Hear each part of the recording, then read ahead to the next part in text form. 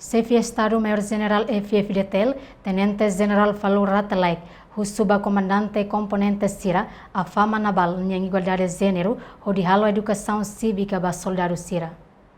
Chefe de Estado-Maior-General Falintel Força Defesa Timor-Leste FFDTL, Tenente-General Domingos Raul Falou Ratalaik, até tem assunto no âmbito cerimônia de encerramento curso Fuzileiros Naval e a componente naval Hera Dile, sexta-feira, semana.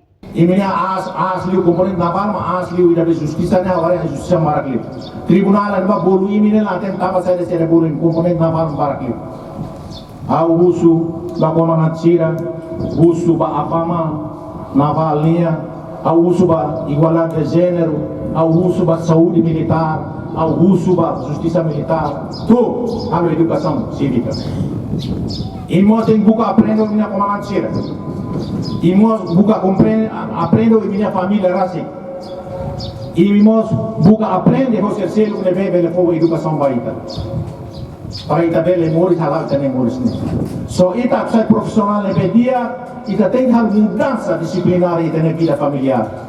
Enquanto com a esforço líder nacional no ex-comandante em chefe Falintel, Sanana Guzmão, da fronteira marítima, General Falou explica.